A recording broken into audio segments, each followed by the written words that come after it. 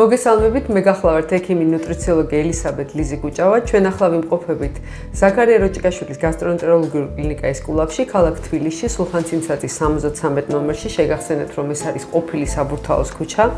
იმისათვის, რომ მოხვდეთ ჩვენ კლინიკაში ექიმთან ვიზიტისთვის, ამისათვის აუცილებელია წინასწარი რეგისტრაცია. შეგვეხმიანეთ და დაგვირეკეთ ტელეფონის ნომრებზე 596 34 50 50, 593 30 22 23.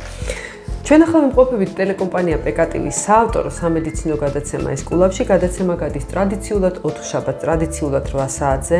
მისი განმეორებითი ნახვა შეგიძლიათ მეორე დღეს საათებში ან იმავე კვირას ან შაბათს. ვიდეო გადაცემის გასვლის მერე აიტვირთება YouTube არხის პეკატივის საავტორო გვერდზე, ვისაც ტელევიზიასთან წვდომა არ აქვს, შეგიძლიათ უყუროთ გადაცემას და გამოიყენოთ ინტერნეტ საიტი MyVideoG პეკატივის გვერდის ლაივ რეჟიმი. დღეს ჩვენი სტუმარი არის ექიმი კარდიოლოგი ქალბატონი ცირა ქრისტესიაშვილი. ქალბატონი ცირა არის ჩვენი კლინიკის ერთ-ერთი გამორჩეული ექიმი პაციენტებისთვისაც და ჩვენთვისაც ძალიან ძვირფასი და საყვარელი პიროვნება. გადაცემის დაწყებამდე მინდა ერთი ინფორმაცია თქვა. ქალბატონი ცირა, დღეს არის ქართული ჟურნალისტიკის დღე.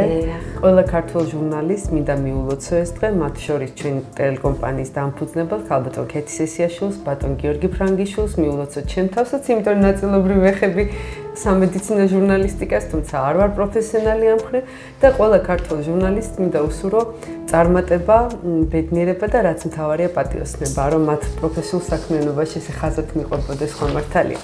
დიდი მადლობა ყველას და კიდევ ერთხელ შეგახსენებთ, რომ ჩვენი სტუმარი არის ქალბატონი ცირა ქრისტესიაშვილი და მოვიდა ძალიან საინტერესო და აქტუალური თემით. ეს არის მიოკარდიტები. საქმე იმაშია, რომ ეს დიაგნოზი ძალიან ბევრმა ადამიანმა არ იცის, თუმცა არ იცის მანამ, სანამ მათ ოჯახის წევრს არ შეეხება. ეხლა არის გაზაფხული, დაიწყო ესე ვთქვათ გრიპების და გაციებების სეზონი, ვიტყოდი ამას ხალხურად და შესაბამისად ამ დაავადებების გამოვლინება შედარებით უფრო მატულობს. მას ასე ქალბატონი ცირა, მინდა მოგმართოთ პირველი კითხვით, რა არის მიოკარდიტი და რატომ შევარჩიეთ ეს თემა დღევანდელი საუბრისთვის. მადლობა ყურადღებისთვის, მეც ვუერთდები მილოცებს, ჟურნალისტებს ამ ქვეყნისას, ყველას გილოცავ. დიდი მადლობა ამ დღეს.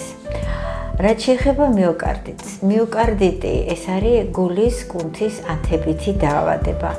თვითონ სიტყვა რო გადავთარგმნოთ ბერძნულიდან მიო ნიშნავს კუნთს, კარდია არის გული.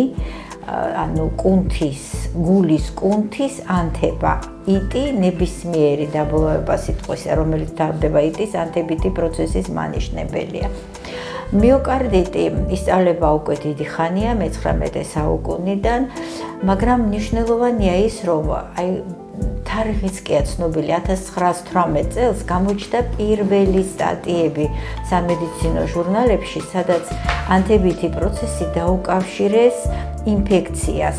მოგეხსენებათ, ამ წლებში უკვე დამთავრებულია ვირუსული გრიპის პანდემია ესპანკას სახელწოდებით და ყველაზე ვერაგი კაცობრიობის ისტორიაში. ვერაგი პანდემია და ამან განაპირობა ეს ინტერესი და დაუკავშირეს. აღმოჩნდა, რომ შემდგომმა კვლევებმა დაადგინეს ჰისტოლოგიურმა კვლევებმა გარდაცვლილ ადამიანებთან ამოწმებდნენ გულის კუნთის მორფოლოგიურ ცვლილებებს და დადგინდა, რომ არის პირდაპირი კავშირი გადატანილ ვირუსულ ინფექციასთან, რიკეციოზებთან და ანთებით დაავადებასთან. უკვე 1980-იან წლებში ეს საბოლოოდ არის დადგენილი და უკვე ხერხდება ბიოპსიის აღება, გულის კუნთიდან მასალის აღება, რომელიც ჰისტომორფოლოგიურად შეისწავლება და ამის საფუძველზე ვერიფიცირება ხდება დიაგნოზის. რამდენადაც ვიცი, ოქროს სტანდარტად ითვლება დიაგნოზისთვის ოქროს სტანდარტად. თუმცა ბევრი სხვა კვლევაც გამოიყენება, ამაში ცოტა მოგვიანებითად მოგიყვებით, მაგრამ ოქროს სტანდარტი ნამდვილად არის მიოკარდის ბიოპსია.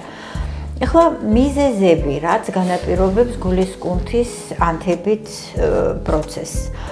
შეიძლება პირობითად დავყოთ რამოდენიმე ჯგუფად. ყველაზე ვრცელი ჯგუფი არის ინფექციური ეთიოლოგიის, ინფექციური გენეზის დაზიანება. ინფექციურშიც შეიძლება განვასხვაოთ და ყველაზე ხშირი არის სწორედ ვირუსული ეთიოლოგიის დაზიანება გულის კუნთის.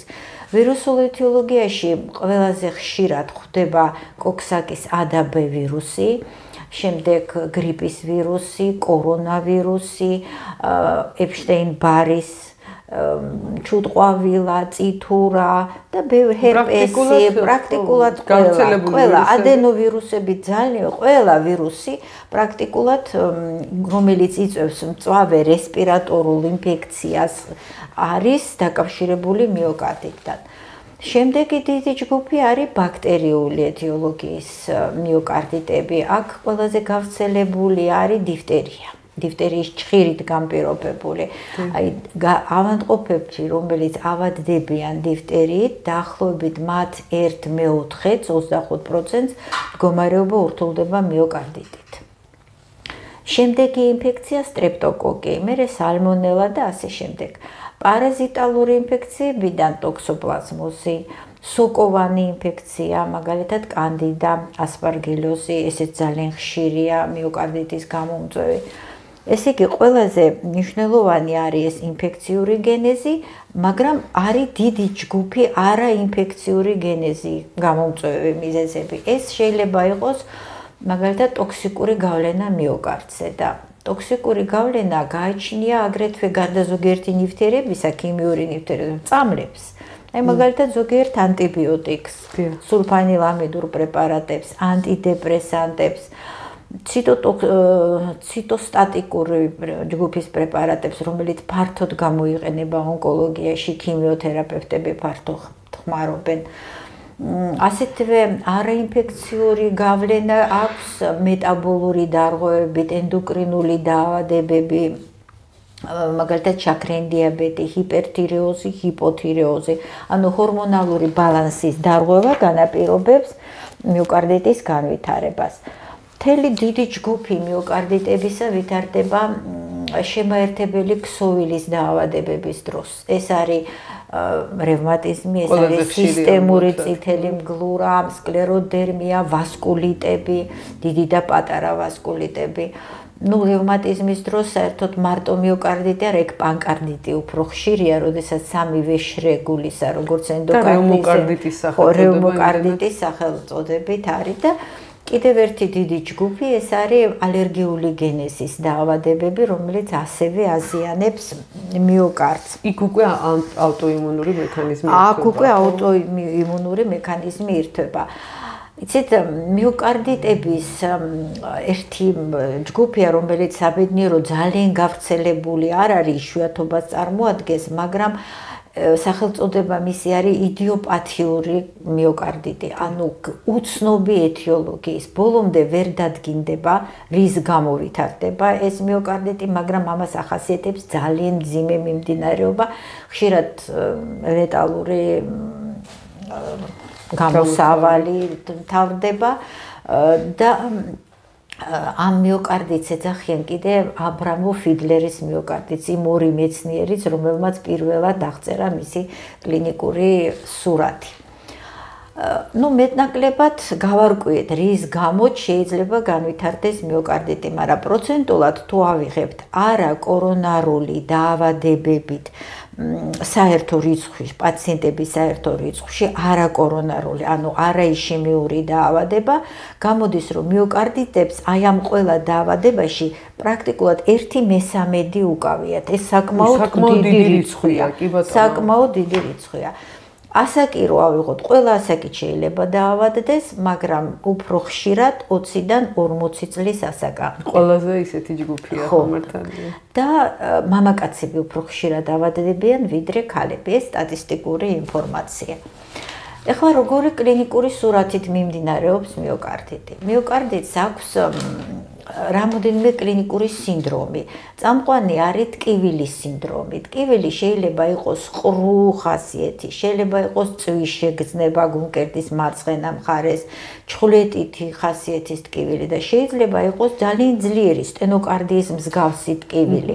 აქ უკვე ძალიან ძნელია დიფერენცირება, ეს არის მწვავე კორონარული სინდრომი თუ მიოკარდიტი. ნუ შველის დამატებითი კვლევები, მათ შორის ტროპონინის გამოკვლევა, ტროპონინის ტიტრაცია, მატულობს, კლებულობს, როგორ იცვლება კარდიოგრამა. თუ მიოკარდიტთან ერთად დაზარალდა დაზიანდა ანთებითი პროცესი ვრცელდება პერიკარდზე, მაშინ უკვე კარდიოგრამაზეც კი ისეთი ცვლილებებია, რომელიც დამახასიათებელია. ქალბატონი ეხლა ახასიათებს უკვე გულის შრეებს, ასე თქვა, ხო, მის ქსოვილის აღნაგობას, აი ეს კუნთოვანი, გარე, შიგან უმოკლედ. ხო, და აი გარე შრე თუ დაზიანდა, მაშინ ტკივილის სინდრომი მატულობს. დიდი შეიძლება მოიცვას უკვე ერთი იმიდან გადავიდეს მეორე ქსოვილზე. გადავიდეს მიოკარდიტის დროს ხდება ხოლმე ესეთი. მაგრამ აი თვითონ ტკივილის ინტენსივობა უფრო ხშირად არის ყრუ ხასიათის ტკივილი, რომელიც არ არის დაკავშირებული ფიზიკურ აქტივობასთან, არ გამოირიცხება, რომ შეიძლება ძლიერი მოჭერითი ხასიათის ტკივილიც იყოს, მაგრამ სტატისტიკური რო გავაკეთოთ ანალიზი, მაშინ აღმოჩნდება, რომ ყრუ წვის შეგრძნება, თითქოს სიმძიმის შეგრძნება გულის არეში, ეს უფრო ახასიათებს პაციენტი ავათარი ინფექციური დავადებით დაუშვათ. ეს მალევე აღმოცენდება თუ რაღაცა პერიოდის ხო, არა, ამას რაღაც გააჩნია, აი მე ცოტა მოგვიანებით მოგიყვებით, როგორი კლინიკური მიმდინარეობა აქვს, მწვავე, ქვემწვავე და ქრონიკული. და აი, როდესაც მწვავეთ იწყება, მაშინ შეიძლება პირველივე დღეებში მოხდეს ეს ძლიერი კლინიკური გამოვლინება. შემდეგი სინდრომი, რაც ახასიათებს, ეს არის რითმის დარღვევები. რითმის დარღვევები ტახიკარდია უფრო ხშირად, სინუსური ტახიკარდია, აჩქარებული გულის ძემა, უფრო იშვიათად ბრადიკარდია. რითმის დარღვევები შეიძლება იყოს ექსტრასისტოლური არითმია, შეიძლება იყოს მოციმციმე არითმია, სხვადასხვა გამტარებლობის შეფერხება, ბლოკადები, ჰისის კონის, ატრიოვენტრიკულური, მაგრამ უფრო აი ესეთი სტატისტიკურად მნიშვნელოვანი არის ტახიკარდია, აჩქარებული გულის ძემა. კიდე ერთი რამ არის მნიშვნელოვანი, კლინიკურად ახასიათებს მიოკარდიტს ტემპერატურის მატება. იშვიათად არის მაღალი ტემპერატურა, გააჩნია რომელი ეთიოლოგიის მიოკარდიტია, აი ვირუსულებს უფრო დაბალი სუბფებრილური ტემპერატურა. გაარჩიოს ექიმმა რის გამოა სიცხე არა? აი ძალიან ძნელია ეს ერთი და მეორე კიდე იცით რას აქვს მნიშვნელობა? საერთოდ ცნობილია რომ 1 გრადუსი ტემპერატურის მატება 10-12 დარტყმით აჩქარებს გულის ძემას და მიოკარდიტის დროს ტემპერატურა შეიძლება იყოს სუბფებრილური 37 და გულის ძემა იყოს 100 და 110. ანუ დისონანსია აჩქარებასა ბევრად უფრო მაღალი ვიდრე ტემპერატურის რეაქცია. ესეც ერთ-ერთი დამახასიათებელი მნიშვნელოვანია. შემდეგი კლინიკური სიმპტომი არის გულის უკმარისობის სიმპტომო კომპლექსი. აქ რა შედის? ამაში შედის ქოშინი, მცირე ფიზიკური დატვირთვის შემდეგ, შედის ადვილად დაღლა, აი ჩვეულებრივი მაგალითად დილის ჰიგიენა, პირი დაიბანა ადამიანმა და დავიღალი, აი მეტი არ შემიძლია, მინდა რომ წამოვწვე. თანათანობით ემატება ქვემოკიდურების სპასტოზურობა, მერე შეშუპება, სიმძიმის შეგრძნება მარჯვენა ფერდქვეშა არეში, ეს უკვე გულის უკმარისობის სიმპტომო კომპლექსია. ვინაიდან მიოკარდიტს ახასიათებს გულის კამერების მოცულობითი გაზრდა, მოსალოდნელია, რომ ამ კამერის კედლის გასწვრივ წარმოიშოს თრომბული მასები. ამიტომ მოსალოდნელია თრომბოემბოლიური გართულებები სისხლის მიმოქცევის დიდ და მცირე წრეში. ესე იგი, ფაქტიურად კლინიკური სიმპტომატიკა აი ამ კლინიკის სინდრომით არითმიებით მიმდინარე თრომბოემბოლიური და გულის უკმარისობა. თუმცა ზოგადი ასტენიზაციის სინდრომიც ახლავს თან თავის ტკივილი, თავბროსხვევა, შეიძლება იყოს გონების დაკარგვის ეპიზოდები, კუნთების ტკივილი, სახსრების ტკივილი, ტემპერატურული რეაქცია, ეს ყველაფერი ზოგადი ასტენიზაციის სინდრომში ჩნდება. რაზეა დამოკიდებული მწვავედ მიმდინარეობს, ქვემწვავედ თუ ქრონიკულად? დამოკიდებულია ეთიოლოგიურ ფაქტორზე, რამ გამოიწვია მიოკარდიტის განვითარება და დამოკიდებულია კიდე თვითონ ადამიანის ორგანიზმზე, რომელსაც დაემართა, განუვითარდა ეს მიოკარდიტი. აქვს თუ არა მას თანმხლები დაავადებები, მაგალითად დიაბეტი, აქვს თუ არა გიპერტონია, გულის იშემიური დაავადება, გადატანილი ოპერაციები, არის თუ არა მწეველი, არის თუ არა ქრონიკულად მჭარბი რაოდენობით ალკოჰოლის მიმღები, ნარკოტიკული საშუალებების გამომყენებელი არის, მატულობს და ამას ემატება კიდე იმუნური სისტემის დეფიციტი. აი შიცის დროს განვითარებული მიოკარდიტი მიმდინარეობს ძალიან მდორედ და ზოგჯერ უსიმპტომოდაც კი. ეს არის მნიშვნელოვანი. ну გავარჩიეთ კლინიკური სურათი, გავარჩიეთ ის, რომ შეიძლება იყოს სწრაფად. იცით, კიდე 2009 წელს უკვე იაპონელებმა შექმნეს ესეთი მიოკარდიტების კლასიფიკაცია, სადაც გააერთიანეს კლინიკური სიმპტომი და ის მორფოლოგიური ცვლილებები, რომელიც ბიოპტატის მეშვეობით შეიძლება დაადგინოს. სხვადასხვა, არა, დაავადება, როცა გაგიჩნდება ეჭვი, რომ არის მიოკარდიტი, დიაგნოზის ვერიფიკაციისთვის აკეთებენ გულის კუნთის ბიოპსიას. იღებენ მასალას და მორფოლოგიურად ამას რო სწავლობენ, შეუძლიათ დაადგინონ ეს დაზიანება არის დიფუზური, თუ ეს არის კეროვანი დაზიანებები, არ არის ვრცელი.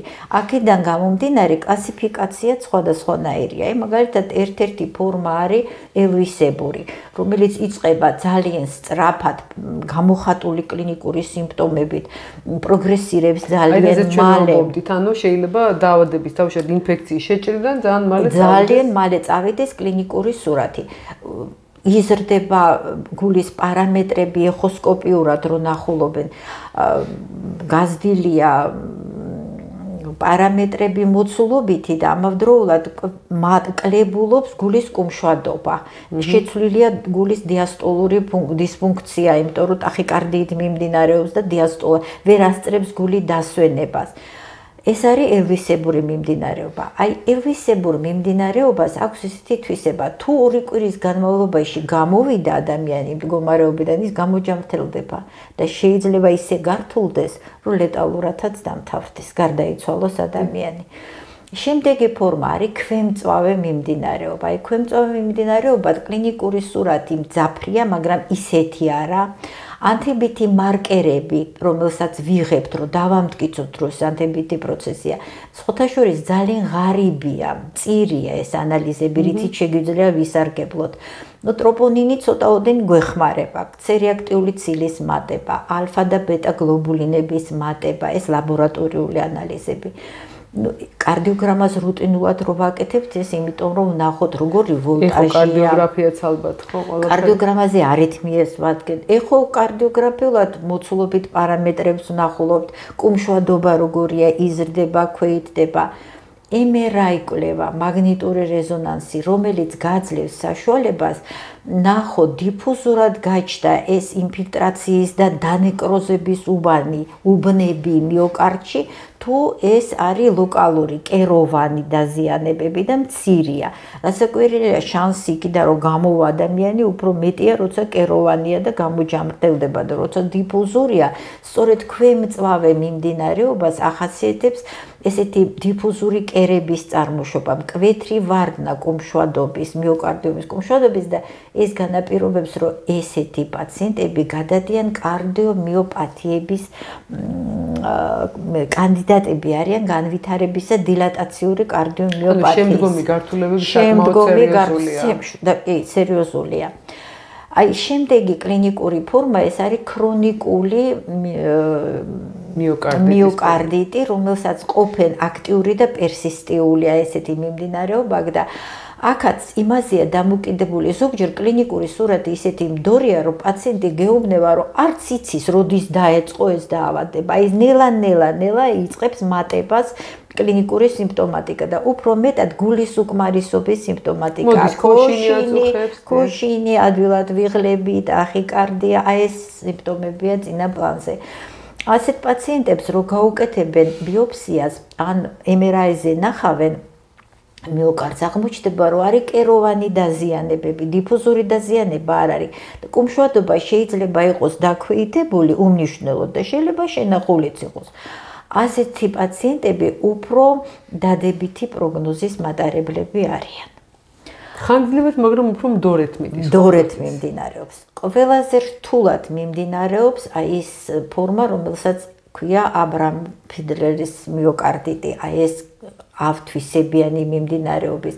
მორფოლოგიურად აღმოჩნდა, რომ კარდიომიოციტი ხდება გიგანტური ზომის, იზრდება. ანუ არა მარტო გული იმატებს მოცულობაში, არამედ უჯრედის, იმიტომ რომ თვითონ უჯრედია გაზრდილი, გიგანტურჯრედოვანი მიოკარდიტი. ეს ძალიან მძიმე მიმდინარეობაა, ძალიან სწრაფად იზრდება, ძალიან სწრაფად პროგრესირებს, დიფუზური დაზიანებაა და ერთხელ კიდე გავიმეორებ, რეზისტენტულია მკურნალობისადმი, ამიტომ ხშირად ავადმყოფები 6 თვის განმავლობაში იღუპებიან. და არის კიდე ერთი ფორმა მორფოლოგიურად, რომელსაც ალერგიას უკავშირებენ. აღმოჩნდა, რომ აი ამ მორფოლოგიურ ბიოპტატში ნახულობენ დიდი რაოდენობით ეოზინოფილებს. და ეოზინოფილების აღმოჩენა უკვე მიუთითებს ალერგიულ გენეზზე და ასეთი მიოკარდიტები ვაქცინაციის შემდეგ ვითარდება. არის ესეთი ფორმა პოსტვაქცინაციური მიოკარდიტები. ახლა გაჩნდება კითხვა, რა დროს მივიდე ექიმთან? რა დროს და როდესაც დაგეწყოთ თუ არა ესეთი ჩივილები უნდა მიმართოთ ოჯახის ექიმს ან იმის გადაგამისამართებთ კარდიოლოგთან, ან გავიდა თქვენი გადატანილი ინფექციიდან 1-2 კვირა და მზარდი პროცესი მაინც მიმდინარეობს. ეს უკვე მიუთითებს იმაზე, რომ თქვენ ექიმს უნდა მიმართოთ. როგორ უნდა უმკურნალოთ ასეთ პაციენტებს? პაციენტებს მკურნალობენ თუ ვიცით ეთიოლოგია მიოკარდიტის გამომწვევი, უნდა დაუწყოთ სპეციფიური მკურნალობა, ანტივირუსული, ანტიმიკრობული, ანტიპარაზიტარული, სოკოსაწინააღმდეგო. კომპლექსში არის ჩართული არასტეროიდული ანთების საწინააღმდეგო საშუალებები, სტეროიდები, იმუნოდებრესანტები. როგორი რეჟიმი უნდა ასეთ პაციენტს? თუ მზარდია გულის უკმარისობის მოვლენები, სწრაფად მძიმდება, ჰემოდინამიკა არ არის სტაბილური, წნევის მერყეობა შეიძლება გიპერტონიკს დაუვარდეს უცბად წნევა, შეიძლება არ იყო გიპერტონიკი და მიიღო მაღალი ციფრები არტერიული წნევის, გაჩნდა სიცოცხლისთვის საშიში არითმიები, მაღალი გრადაციის არითმიები. ასეთი პაციენტი დაუდგონებლივ უნდა მოხვდეს კარდიოლოგიურ სტაციონარში. მკურნალობა ხანგრძლივია, ზოგჯერ თვეები გრძელდება, 1-2 თვე. დასაცავია წოლითი რეჟიმი პლუს ეთიოტროპული მკურნალობა. ქაბატონცი რა, ანუ შესაძლებელია ამბულატორიულადაც იმბინაზეც იმართოს ამბულატორიულად იმართება, მაგრამ თუ გართულდა სიტუაცია, აუცილებლად საჭიროებს სტაციონარული ძალიან ყურადღებით უნდა იყოს პაციენტი ამბულატორიულ პირობებში დარჩენილი სახლში. თუ გაჩნდა ეჭვი, ეს მიოკარდიტია. გარდა მაგისა, გამოეწერა საავადმყოფოდან და აი აქ უკვე ბინაზე 4-6 თვის განმავლობაში მკურნალობს ეს პაციენტი, ანუ დაავადება არ არის ადვილად გადასატანი. ეხლა რატო ვამბობ ამას ხაზგასმით? იმიტომ რომ ნახეთ, პროფილაქტიკა რა უნდა გავაკეთოთ, რომ არ დაგვემართოს ეს მიოკარდიტი. ხო სწორია? თქვენ კარდიომიოპათიები ახსენეთ, როგორც შემდგომი გართულებები. ამ მხრივაც ალბათ პაციენტი მე რჩება საკმაოდ ხანგრძლივად მონიტორინგის ქვეშ, ხო, ექიმის ამის გამო. ეს უკვე იმ შემთხვევაში თუ გადავიდა ერთიდან მეორე. კი, ეს უკვე უფრო რთულდება სიტუაცია. მაგრამ აი ხა თავისთავად პროფილაქტიკა რას გულისხმობს? პროფილაქტიკა გულისხმობს იმას, რომ მოსახლეობას უნდა გავაგებინოთ, რომ კალენდარული აცრებიც არის გასაკეთებელი, რაც გვეკუთვნის ასაკიდან გამომდინარე ბავშვებს უკეთებ კალენდარული მით უმეტეს, ხო? და სეზონური აცრები. სეზონური აცრები გრიპის შემთხვევაში. ვინაიდან ვამბობთ, რომ 1/3 საერთო რაოდენობისა გრიპით დაავადებული ადამიანების რთულდება მიოკარდიტით. ეს მიოკარდიტი არ არის აუცილებელი იყოს ძალიან მძაფრი კლინიკური სურათი სასაავადმყოფო სტაციონარო, მაგრამ მერე მთელი ცხოვრების განმავლობაში მოყვება მას ის კვალი, იმიტომ რომ ანთებითი პროცესი რო ჩაქრება, მერე იმ ადგილას მიოკარდში წარმოიშვება ქსოვილი, რომელიც ბოლომდე თავის ფუნქციას ვერ ასრულებს. ამიტომ კუმშვალდობა იმ უბნებში დაქვეითებულია და მთელი ცხოვრების განმავლობაში ეს ადამიანი არ არის სრულყოფილად ვერ იტვირთება ფიზიკურად, უფრო დაავადებულია ეს ადამიანი მთელი ცხოვრების განმავლობაში. ამიტომ რა უნდა გავაკეთოთ? ჯერ ერთი სეზონური აცრები უნდა გავითვალისწინოთ, რომ ყველა პაციენტს, რომელიც მიეკუთვნება რისკის ჯგუფს, ასაკია ეს.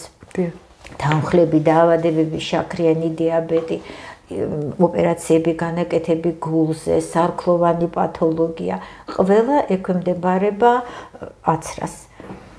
ეს ერთი. მეორე, ჰიგიენა, ჩვეულებრივი ხელის დაბანა ნებისმიერი ჩვენი ქუჩაში გასვლის შემდეგ, რომ ავიცილოთ კონტაქტი დაავადებულ ადამიანთან. და მესამე ჩვენ კულტურაში არა გვაქვს ის, რომ გავაცნობიეროთ, რომ მე გაცებული კი არა ვარ, მე ავად ვარ, სურდო მაქვს, მაგრამ სურდო არის ვირუსთან დაკავშირებული. სურდო მე იმიტომ კი არ შემეყარა, რომ ორ პირში ვიჯექი. ანუ რომ დავიცვათ საკუთარი თავი და დავიცვათ საკუთარი თავი და გარემო.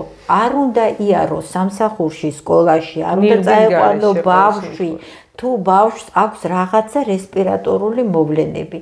ბავშვი უნდა დატოვო და მოზრდილიც უნდა დარჩეს სახლის პირობებში, იყოს იზოლირებული 3-5 დღის განმავლობაში, არ გაავრცელებს ინფექციას, თავის თავსად დაიცავს, იმიტომ რომ მყუდრო გარემოშია, სწორად მკურნალობს, სწორად იკვებება. შეიძლება ერთი ბავშვისთვის მარტივი იყოს მოსახდელად, ასე ვთქვათ, ეს რაღაც ინფექცია და მეორესთვის ამან გამოიწვიოს პრობლემა. ამიტომ ეს უნდა დაინერგოს, რომ ჩვენ უნდა ასე მოვიქცეთ ნებისმიერი რესპირატორული ინფექციის შემთხვევაში.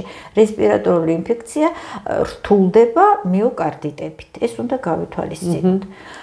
შემდეგი რაც არის პროფილაქტიკაში, თუ სადმე გვაქვს რაღაცა კერა ანთებითი ქრონიკულად მიმდინარე კარიესული კბილები ან რაღაცა პროცესი მიმდინარეობს, ტონზილიტი ქრონიკული, რო გირჩევს ექიმი, რომ ამას უნდა უმკურნალო, იმიტომ რომ ქრონიკული ინფექციის კერა არის წყარო იმისა, რომ ის ნებისმიერ დროს ჩაძინებული ინფექცია გაიღვიძებს და აი თუ ამას დაერთოთ კიდე ვირუსული ინფექცია, რაღაც ამან შეიძლება განაპირობოს. მაგასთან დაკავშირებით ქონდა კითხვა მოწერილი, მე დღევანდელი გადაცემისთვის ვემზადებოდი, ამოვკრიფე ესა და იყო ესეთი მოწერილი კითხვა, დედა წერდა ჩვენს ოფიციალურ Facebook გვერდზე, რომ ბავშვი ყავს ტონზილებით საოპერაციო, ну დედის სიტყვებით ვიტყვი.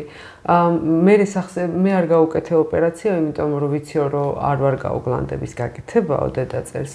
ეხლა სახსრები დაუზიანდაო და ექიმთან მიიყვანა როგორც ჩანს და რევმატოლოგმა უთხრა, რომ სანამ გულიც არ დაზიანდებაო და აი მიოკარდიტი ახსენა იქცდათ და მიოკარდიტი არ ჩამოუყალიბდებაო, მანამდე ჯობია რომ დავიწყოთ ტონზილების კურნალობით, მე ვფიქრობ, რომ საკმაოდ ცუდი რამე მოხდა, იმიტომ რომ დედამ დაუშვა ჩათვალა, რომ თუ ყოველ შემთხვევაში არ უნდა და ოპერაციის გაკეთება, მაშინ უნდა სანაცია უნდა მოხდეს იმ ქრონიკული სტრეპტოკოკის და აფილოკოკის დამსახურებით, რომლებიც ტონზილებში ბუდობდა, დღეს დაზიანდა სახსრებიც და დაზიანდა გულიც. სანაცია, მეც ასე დროს კი ბატონო,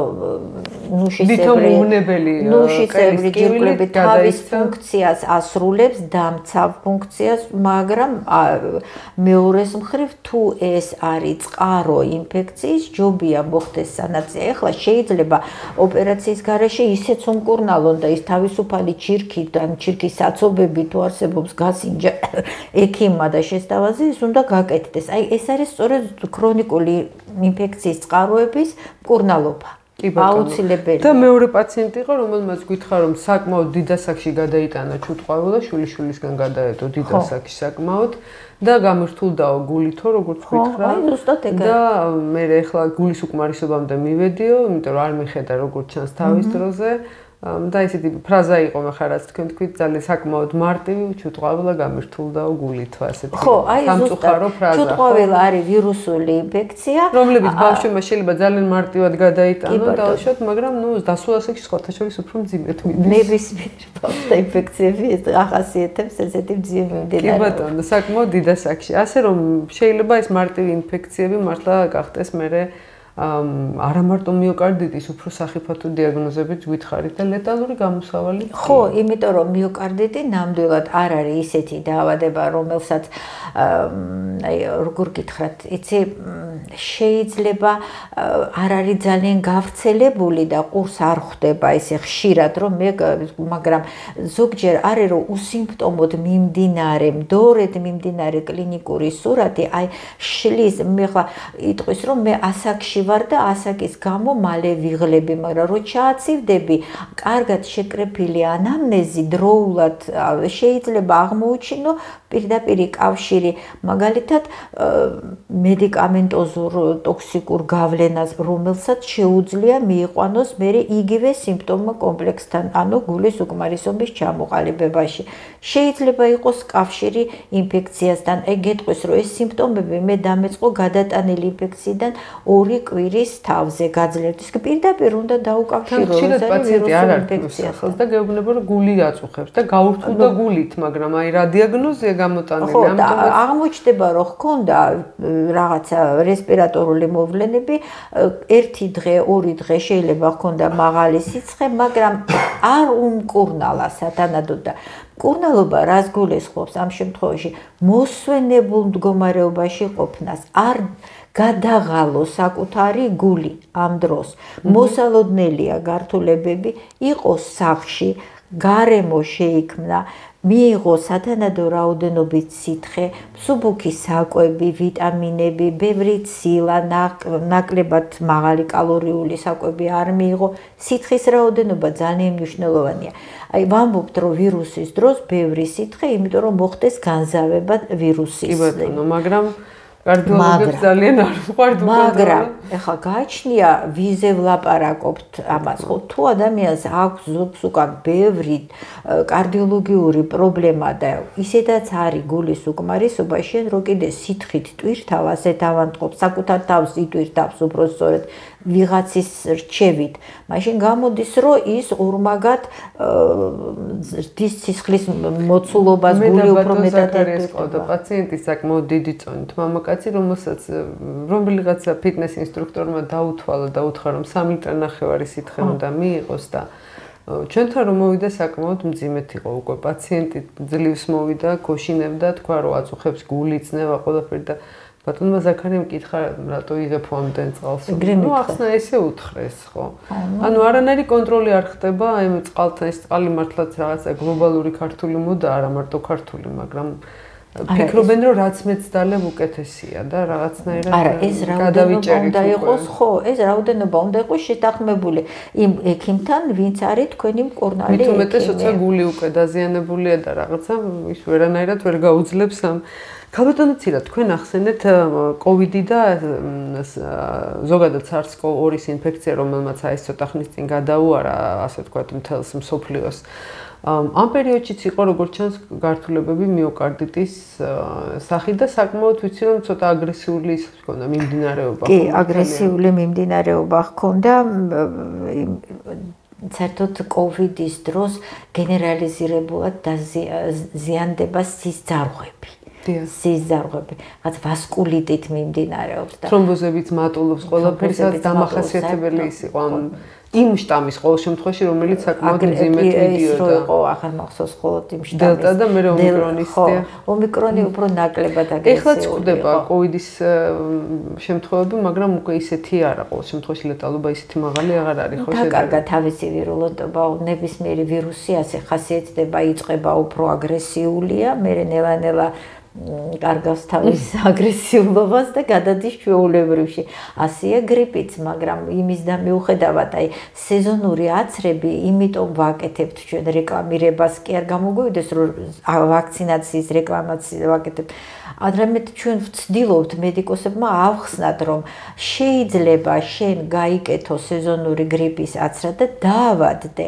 არ გამორიცხავს იმას, რომ შენ დაავადდე, მაგრამ შენი დაავადება წავა უფრო კეთილთვისებიანად, მიმდინარეობა იქნება უფრო კეთილი და არა ისეთი აგრესიული. მით უმეტეს თუ გაქვს თანხლები დაავადებები. თუმცა თავად ვაქცინებით შეიძლება იყოს მიოკარდიტის, მაგრამ ეს ბევრად იშვიათი შემთხვევაა და არ გამოირიცხება ალერგიული ფონის მქონე ადამიანებისთვის. ეს განსაკუთრებული რისკია და თანამედროვე ცხოვრებაში ალერგია ძალიან საკმაოდ დიდი კონტროლით კეთდება. ძალიან ძნელია ვაქცინა გაიკეთო ისე რომ არ გნახოს იმუნოლოგმა, რა ვიცი, მე მგონი ყველგან უკვე ესეა. ყოველ შემთხვევაში ჩემშვილად გაიკეთა ცოტა ხნის წინ პაპილომავირუსზე ვაქცინა და სერიოზულად გასინჯეს იმუნოლოგმაც ნახა. ნუ ეს ფიქრობ, რომ ეს არის კარგი სტანდარტი, კი, ეს კარგი სტანდარტია, რასაკვირველია. ჯერსეთი ვაქცინაცია ეკეთება საავადმყოფოს პირობს, სტაციონარის იმაში, პოლიკლინიკაში ხო, კაბინეტში ეკეთება, სახლში ხო არავინ არ აკეთებს ამ მithumetes ნდობა საკმაოდ დაბალია, მე ბოლო პერიოდში მithumetes ძალიან ბევრი საწინააღმდეგო აზრებიც მუსირებს და ამდენად მე ფიქრობ, რომ ის ადამიანები, ვინც იკეთებენ და თან ხდებენ, დაცული უნდა იყვნენ და ვაქცინაციის შესაბამისად უნდა შეესაბამებოდეს სოფლიო სტანდარტს. რასაკვირველია, გრიპის ვაქცინა არის გამოცდილი ვაქცინა, ეს ხომ არ არის რამდენიმე ათეული წელია უკვე გრიპის ვაქცინა. გრიპს აქ ერთი საინტერესო დეტალი, სამწუხაროდ ეს ის ინფექცია, რომელსაც უფრო მეტი ადამიანი ყავს დაღუპული, ვიდრე სხვა ინფექციებს, ხო მართალია. ინფექციები, რომლებიც ჩვენ ლეტალური გონია, დაუშვათ ჯამშიო გრიპის ინფექცია, მაგრამ დედამიწის მოსახლეობის ბევრად დიდი ნაწილი შეიწირა, ვიდრე ცალკე აღებულმა სხვადასხვა ინფექციებმა გამოწვევებმა. აქედან გამომდინარე, გრიპი არ არის სახუმარო ინფექცია, ფრანგები ხუმრობენ თუ იმკუნალე. თუ იმკუნალეო მორჩება ერთ კვირაშიო და თუ არა 7 დღეში ან თავისი ციკლური მიმდინარეობა. ხო და იმიტომ ვამბობ, როცა გაგ რესპირატორული ინფექცია სულ ერთია, რომელი ეთიოლოგიის ხო არ დაიწყებ იმ წუთში ხო არ გარბიხარ ტესტირების გასაკეთებლად, რომელი შტამია და რომელი ვირუსი თუ არ დაავადებული გაქვს რესპირატორული მოვლენები. დარჩი სახლში. ნუ გზავრობ, ნუ დადიხარ სკოლაში, ნუ დადიხარ სამსახურში, ნუ ხარ წყარო. თუ იძულებული ხარ გახვიდე, პირბადე შენ უნდა გეკეთოს. ავადმყოფ ადამიანს. სამწუხაროდ ჩემ ბავშვობაში კარგი სისტემა იყო, როცა ექიმი ბინაზე გამოძახება არსებობდა პოლიკლინიკებიდან და ამიტომაც ეს საჭიროება არ იყო. ისინი გვაიზულებდნენ სახლში დარჩენას, ხო მართალია და ეხლა აღარ არის ეს ბუფუნება და ალბათ. ხო, ნუ ეხლა არა უშავს, ცოტა სურდო აქვს და მიიყვანენ ბავშვი და თუ ერთი ბავშვი ავად, მერე ხდება 20. თან კონტაგიოზურობა საკმაოდ მაღალი გვაქვს ტრანსპორტში ყველგან და მithumetes ესეთი ინფექცია. მერე არც ხელს არ ვიბანთ ისეთი კი ხმარობდით ხო კოვიდის დროს ამ სხვადასხვა საშუალებებს, მაგრამ ეხლა რაღაცა მიგვავიწყდა ეგ ყველაფერი, აღარ ვხმარობთ ისე ფართოდ და ისე რომ დაუკვირდე, ესეც გამოსაყენებადია, იმიტომ რომ გძნობ, რომ გადატვირთულია ტრანსპორტი, იქ ვიღაცას პირბადე უკეთია, ვიღაცა ახველებს, ვიღაცა აცემინებს, შენ ყველაფერს ამას ხელი მოკიდე, რო ჩამოდიხარ, დაიმუშავე საკუთარი ხელი. არა, ეს არის ელემენტარული საკმაოდ დიდი მნიშვნელობა აქვს ინდივიდუალურ იმუნურ მზაობასაც, ხო? ერთი ინფექცია ერთ ძალიან ადვილად გადააქვს, რაც აი პანდემიის პერიოდში. ბუნებრივია, კი, ბუნებრივია, ჩვენი ორგანიზმი არის წამყვანი ასეთ დროს. შენ თუ აი გაკაჟებასაც უნდა პროფილაქტიკაში ეგეც უნდა ვახსენოთ მაშინ, იმიტომ რომ ცხოვრების ჯანმრთელ წესში შედის ორგანიზმის გაკაჟება. წინასწარი მომზადება, ხო, იმიტომ რომ შენ უნდა ესეც დაგვავიწყდა. განსაკუთრებით მე მგონია ის როცა ფიზიკურ აქტივობაზე საუბრობენ და გარეგან კუნთებზე აქვს ლაპარაკი, ავიწყებათ ყველაზე მნიშვნელოვანი კუნთი ჩვენ ორგანიზმში, გული, ხო მართალია და თუ სხვა კუნთების ვიზუალური სილამაზე გვხიბლავს, გული არის ყველაფერი. გულია მართლა, ხო მართალია, ყველაფრის გული. აი ეს ფიზიკური დატვირთვა, ქალბატონი ცირა, რაც უსისტემოდ კეთდება, ესეც სახიფათოა და ჩვენ ვიცით სპორტსმენებში როგორ პათოლოგიებს იწვევს, ზედმეტად განვითარებული, ასე ვთქვათ, სხვადასხვა სტეროიდებით და მithumetes იარეთ ჰაერზე, ბევრი ფეხით ეგ არის წამყვანი. და ნაკლები სტრესია რა, ცოტა ძნელი სათქმელია, მაგრამ მაგის იზოლაცია შენი საკუთარი თავის ძალიან ძნელია სტრესისაგან, მაგრამ მართვა შეიძლება. ეგეც აი სწორედ ძალიან კარგი სიტყვა ბრძანეთ ქალბატონ ცირა, ანუ სტრესის გამძლეობასაც უნდა ვარჯიში ეთყობა რა, ასე ვთქვათ, ყოველ შემთხვევაში. უნდა შეგეძლოს გააკეთო დიფერენცირება რა რასაც შენ ძალებს აღემატება, რაც შენ ვერ შესცვლი ვერაფერ, შენ ძალებს აღემატება.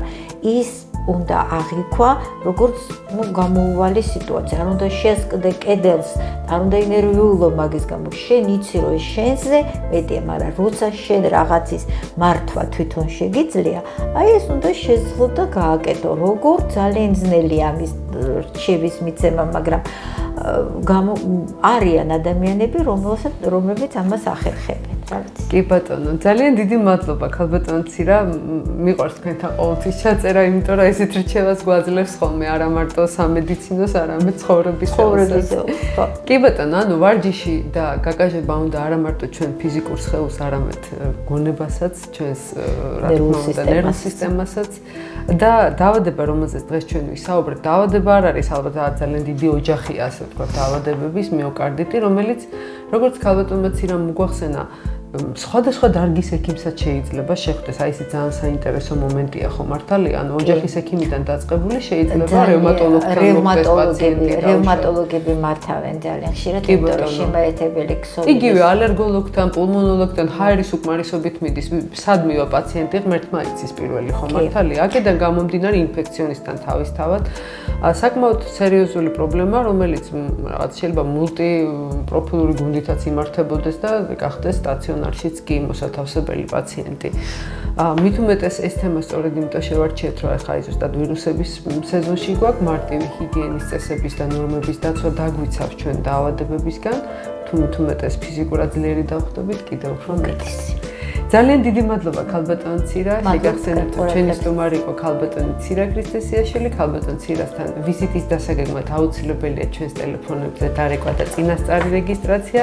შეგახსენებთ რომ იმყოფებოდით ზაქარია როჭიკაშვილის გასტროენტეროლოგიურ კლინიკა ესკულაფში, სულხან-ცინცაძის 73 ნომერში. ჩვენი კლინიკის ტელეფონის ნომრებია 596 34 50 50 593 30 22 დიდი მადლობა ქალბატონო ცირა, დაგემშვიდობებით. კარგად სანთებ.